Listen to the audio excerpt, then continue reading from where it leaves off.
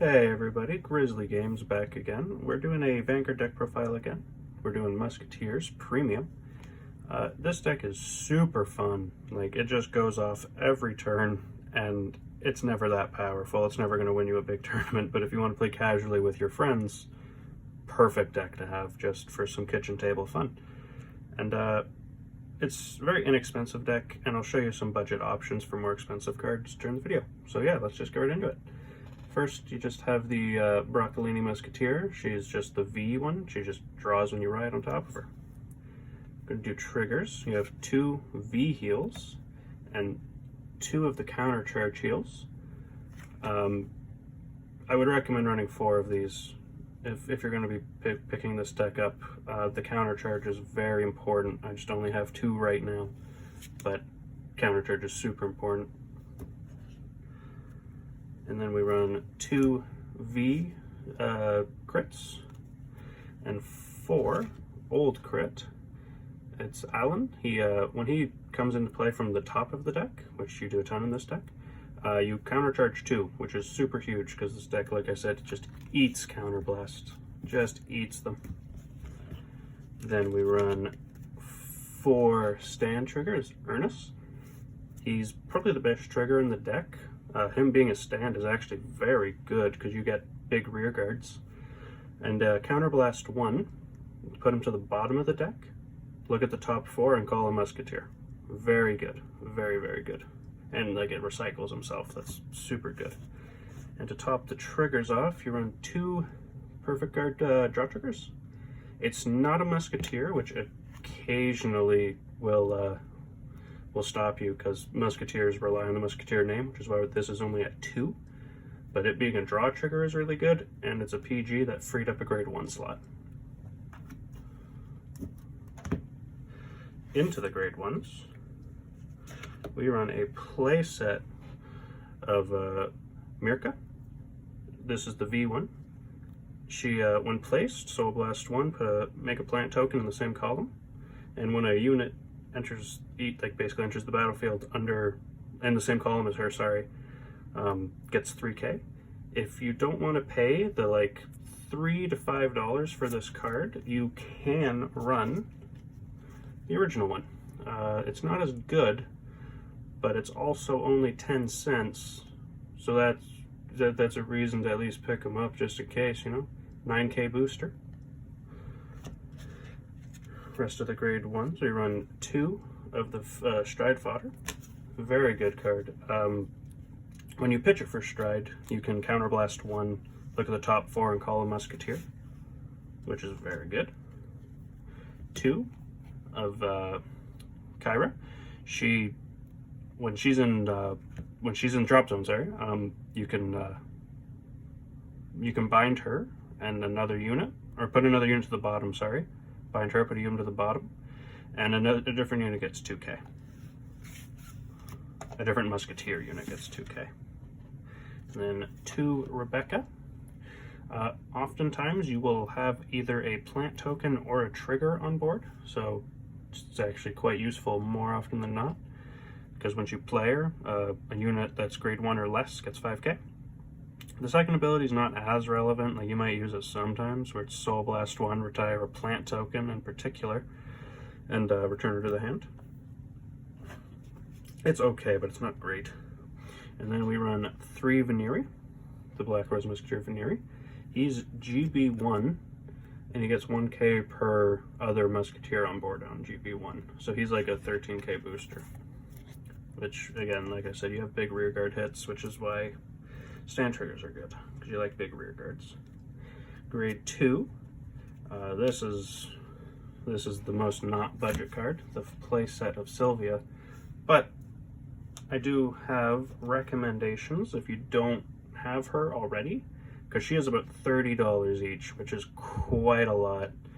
So I would recommend either Augusta, who is $10 each, he's the 12k attacker, he's from the original Vanguard, or Kavant. He is, whenever he enters the battlefield, he gets 5k per plant token, or just grade 0, which again, you sometimes do have triggers on board, so he more often than not will go off. It's pretty good, but it's not great. It's not as good as Gusto or Sylvia, but it's okay. It's a budget option. And lastly, original Sylvia, who is a 7K grade 2, but you look at the top and you can call a Musketeer. You go to the top one card and call it if it's a Musketeer.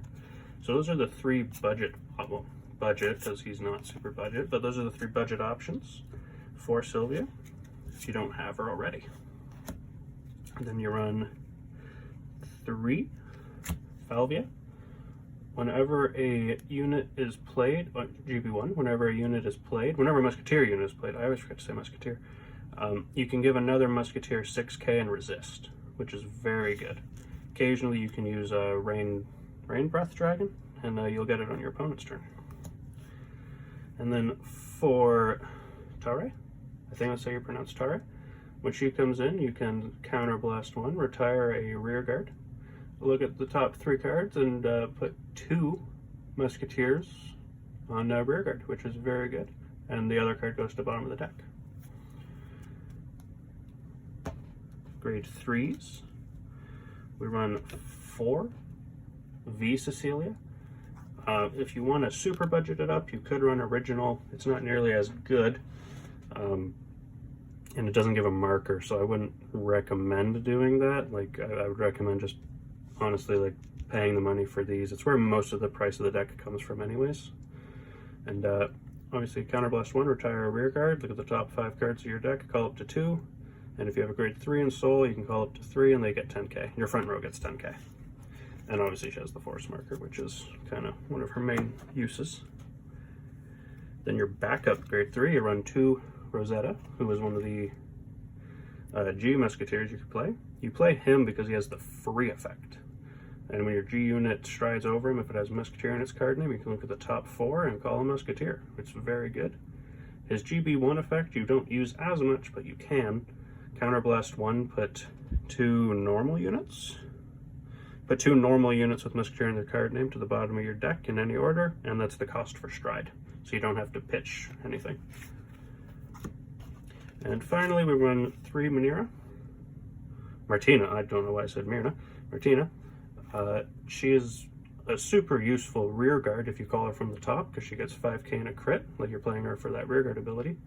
But her first ability to retire a rear guard, Soul Blast 1, look at 5 cards and call one from among them to rear guard, is pretty okay. It's not a counter blast, which is mainly why it's okay. And that's the main deck. Now into the Stride deck, or G-Zone, sorry. We run 2 Rain Breath Dragon and 2 Antero. I've been thinking about putting Antero to 3 and Rain Breath still at 1. He is okay sometimes, but more often than not, I'd really appreciate the extra shield that you get from him, which is Soul Blast 1, get 5k, and then if you have either 1 or 0, or 4 or 5 rear guards, he gets an extra 15k, which is huge. And Rain Breath, you can call a unit, and if you call a unit, he gets 5k, and it gets resist. Then we run 4 of the good Cecilia Stride, which is Counterblast 1, choose a face down card with the same card name as this from your G-Zone, turn it face up, so it's a Persona Blast. And look at the top 5, or choose up to 5 rear guards, sorry, and retire them. And look at the top 7 cards of your deck, and you call that many units. And they get plus 3k for each face up Musketeer in your G-Zone. So she's very good. Typically getting anywhere from like 3 to 9k. Then you run 2 Bad Cecilia.